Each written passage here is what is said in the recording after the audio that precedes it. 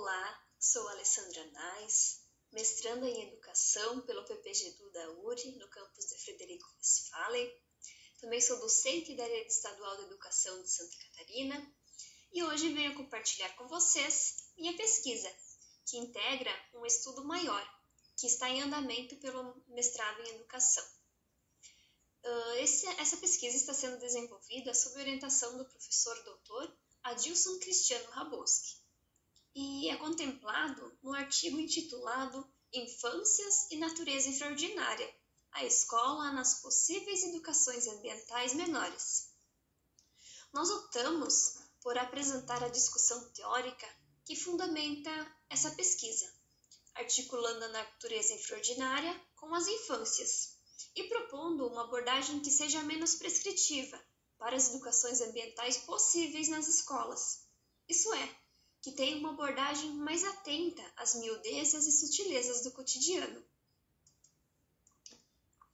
Isso, pois no cotidiano escolar atual, geralmente há uma imposição bastante rígida de tempos e espaços para praticamente todas as atividades. Existe horário para entrar, para sair, para lanchar, descansar, estudar, enfim, existe horário para tudo. Entretanto, nesse cotidiano que é amplamente controlado e acelerado, muitas vezes se perde o tempo das experiências, que é aquele tempo em que as crianças podem ocupar o espaço de uma maneira inventiva, nos mais diversos contextos que elas vivenciam. E nessa pesquisa, nós trazemos problematizações a partir de vários autores, como Walter Cohen, Georges Perec, Silvio Gallo, Ailton Krenak, entre outros, justamente na intenção de criarmos pequenas rupturas naquilo que é hoje um sistema dominante, constituído de padrões hegemônicos, por meio da busca por uma educação ambiental menor, que faça um caminho contrário a essa perspectiva, rompendo com as formas de controle e valorizando as nossas individualidades e subjetividades, que são aquilo que de fato nos constituem como seres humanos. O primeiro tópico discutido trata do descompasso que existe entre o tempo do relógio e o tempo das experiências, no qual nos apresentamos algumas percepções e concepções de tempo que são dadas por Cohen e Scliar.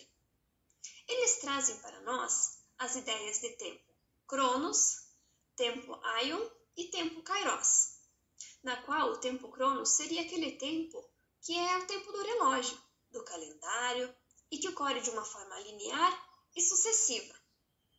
É aquele que regula muitas das nossas ações e também traz ideia de passado, presente e futuro. Já o tempo aiônico é aquele tempo das experiências, que ele surge por meio da intensidade com que a criança realiza as suas atividades, como, por exemplo, brincar, dançar e se movimentar livremente. E são atividades pelas quais a criança vive o presente de maneira muito profunda. Por fim, também temos o tempo Kairos, que é compreendido como o tempo oportuno, e ele se situa entre os dois tempos mencionados anteriormente, o tempo Cronos e o tempo Aion. E ele geralmente surge de uma maneira bem inesperada. Então, é o tempo das oportunidades. Seguindo essa perspectiva da passagem do tempo, nós também trazemos as ideias do sociólogo alemão Helmut Rosa, pois ele argumenta que a sociedade tardo-moderna que nós estamos vivenciando é marcada por um aumento constante de velocidade, e ela afeta todos os aspectos da vida social. Segundo ele, isso torna a vida destemporalizada.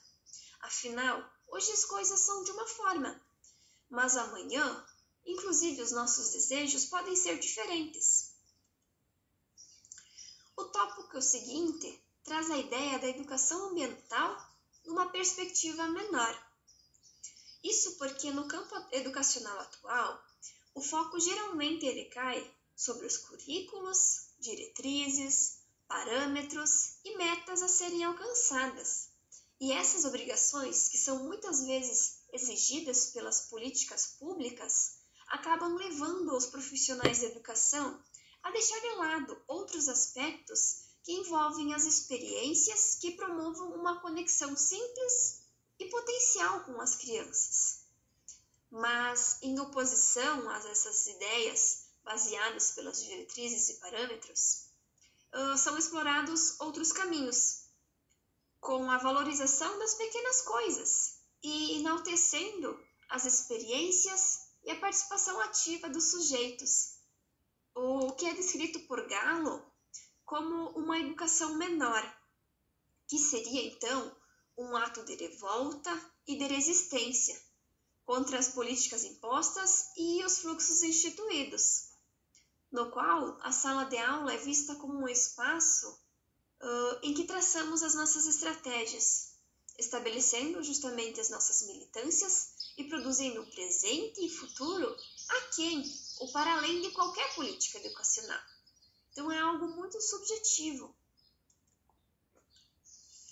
Em meio a esse contexto, também surge o conceito da educação ambiental menor, que, de acordo com Carvalho e Bergamo, é justamente a quebra da compreensão do mundo dominante, ou seja, dos preceitos, normas que regulamentam o nosso dia a dia. Então, é a mudança, do status quo, mas também permite a admissão de potências político-discursivas que não sejam hegemônicas e agenciamentos coletivos que acionam, mobilizam e valorizam os saberes daqueles grupos que são invisibilizados socialmente. Dessa forma, a perspectiva de uma educação menor vai ao encontro daquilo que foge do costumeiro, que foge do óbvio, possibilitando muitas reflexões sobre aquilo que é singular de cada indivíduo. E dessa forma, acreditamos que seremos capazes de cultivar a delicadeza e a atenção, despertando os sentidos para perceber as sutilezas e miudezas da natureza extraordinária, que possamos valorizar a lentidão também como uma forma de aprendizado, possamos ouvir os outros com atenção, despertar a arte do encontro e também silenciar quando for necessário, possamos praticar a paciência e conceder a si mesmo o tempo e o espaço para refletir e estar plenamente presente. Seguindo essa linha, o último trecho do artigo aborda a natureza infraordinária e as infâncias, na qual o termo infraordinário, que foi introduzido por Perec, faz referência a aspectos do cotidiano, que, embora sejam comuns, são frequentemente ignorados, mas eles desempenham um papel fundamental para que a gente possa ter uma compreensão da vida e da experiência humana. E esse entendimento novamente se distancia da busca por eventos extraordinários, mas valoriza e celebra a beleza do ordinário, das pequenas coisas. E a gente percebe o quanto a educação, na perspectiva maior, que possui agendas lotadas e currículos fixos, frequentemente ela impõe um ritmo muito acelerado, que acaba apagando essa dimensão do tempo lento, do tempo contemplativo, tão presente nas infâncias. E nós acreditamos que, ao cultivar essas experiências, a natureza é percebida não somente como um objeto distante que deve ser protegido e estudado, mas sim como um espaço vivo com o qual as crianças têm uma relação de verdadeiro pertencimento. E por meio desse estudo, então, buscamos adotar a proposta da educação menor como um ponto de partida, para a gente poder imaginar outros caminhos que possam garantir para as crianças o direito, de uma vivência com a natureza, que valorize práticas educativas mais próximas das nossas experiências cotidianas. O objetivo é justamente buscar essas brechas, pequenos espaços que possamos encontrar nessas imposições formais, conseguindo trazer a pluralidade de experiências e formas de saber. Somos inspirados pelo conceito de infraordinário de George Perec, para propor um reposicionamento nas práticas, dentro dessa perspectiva da educação ambiental na escola, especialmente nas interações com as infâncias, porque ao aprender a valorizar o que está próximo e o que é aparentemente pequeno, as crianças podem sim, aos poucos, ir construindo uma consciência ambiental, que vai ser enraizada nas suas experiências do dia a dia e nas interações infraordinárias com a natureza. Aqui eu trago algumas referências que embasam esse estudo até o momento e espero que essa pesquisa possa promover muitas reflexões em torno das maneiras sutis de outras educações ambientais menores que possam atravessar e questionar a existência cotidiana. Aqui também registro o meu agradecimento pela atenção de todos que me acompanharam.